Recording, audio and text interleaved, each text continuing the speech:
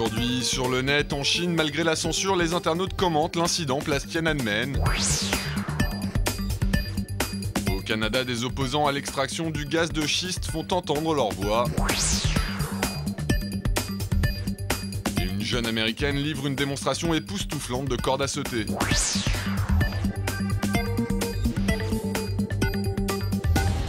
En Chine, l'incident survenu lundi sur la place Tiananmen, qui a fait 5 morts après qu'une voiture a foncé sur la foule avant de prendre feu, a immédiatement déclenché une vaste opération de censure sur la toile locale. Un blackout imposé par les autorités que de nombreux internautes résidant dans le pays ont néanmoins réussi à contourner pour commenter la situation. En effet, si les censeurs n'ont pas tardé à effacer tous les posts et les photos liés à l'incident sur le réseau social Sina Weibo, et que les agences de presse officielles ont simplement évoqué un accident mystérieux de circulation, des dizaines d'utilisateurs du web se sont tournés vers le site de microblogging Twitter non soumis à la censure pour faire circuler des vidéos et des clichés pris par des témoins du drame, des images qui montrent un épais nuage de fumée recouvrir la place Tiananmen, mais aussi le fameux véhicule en flammes à proximité du portrait de Mao. Les internautes, parmi lesquels on trouve bon nombre de correspondants étrangers, ont également partagé des clichés illustrant la rapidité avec laquelle les autorités chinoises ont entrepris d'effacer toute trace de l'incident. Ces documents amateurs semblent ainsi montrer qu'à peine quelques heures après l'embardée du véhicule, et malgré une présence policière renforcée, la vie avait repris son cours normal sur la place Tiananmen, et les touristes étaient déjà de retour.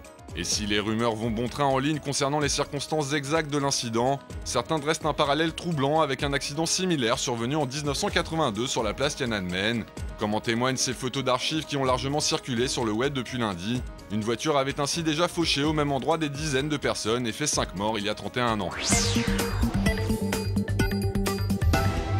Au Canada, la bataille des habitants de la province du Nouveau-Brunswick contre le fracking, la méthode d'extraction du gaz de schiste par fracturation hydraulique, prend de l'ampleur. Un procédé très contesté notamment sur le site d'Elsie Pogtog, où depuis plusieurs semaines des activistes inquiets de son impact sur leurs ressources naturelles ont érigé des barricades pour empêcher une société spécialisée de procéder à des tests sismiques. Un campement improvisé où plusieurs interventions policières ont tourné à l'affrontement, voire à l'émeute ces derniers jours, comme en témoignent ces images qui circulent en ligne. Des documents amateurs largement relayés sur la toile par les activistes pour dénoncer l'usage excessif de la force qu'auraient fait selon eux les policiers lors de leurs opérations. Une escalade de violence qui n'a pas tardé à provoquer une vague de solidarité en faveur des activistes dans le reste du Canada, où de nombreuses manifestations de soutien ont eu lieu récemment.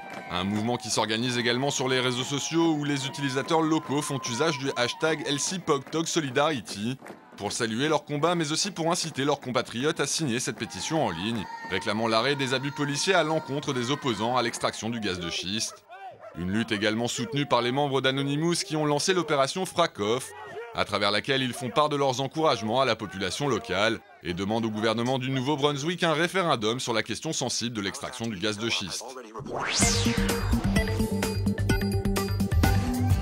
Google est-il en train de construire un gigantesque centre de données en pleine mer? C'est la question que pose le site américain CNET, qui s'interroge sur une construction secrète en cours au large de San Francisco et qui rappelle que le géant du net a déjà breveté un concept de centre de données flottant. Ce procédé révolutionnaire consisterait ainsi à utiliser l'eau de mer comme source de refroidissement des machines. Face aux spéculations, Google garde pour l'instant le silence, entretenant le mystère qui entoure l'île de Treasure Island. Inspiré par les courtes vidéos régulièrement mises en ligne par Bad Dad sur Vine, dans lesquelles un papa s'amuse à porter un masque de Batman pour faire régner l'ordre et la justice dans son minivan ou sa maison, le comédien américain Anthony Appruzé a décidé de créer le personnage de Bane Dad en référence à l'ennemi de l'homme chauve-souris dans le dernier film de Christopher Nolan. Un super vilain qui, contrairement à Bad Dad, cherche à créer le chaos et à semer la zizanie dans la vie de ses enfants. All is fair in Gotham. You merely adopted the dog. I was born in it. Championne du monde de corde à sauter à 9 reprises, la jeune américaine Tori Boggs livre une démonstration incroyable de son talent dans cette vidéo récemment mise en ligne. Une performance de très haut niveau qui ne manquera pas d'impressionner tous ceux et toutes celles qui ont un jour pratiqué cette activité à l'école dans leur jeunesse.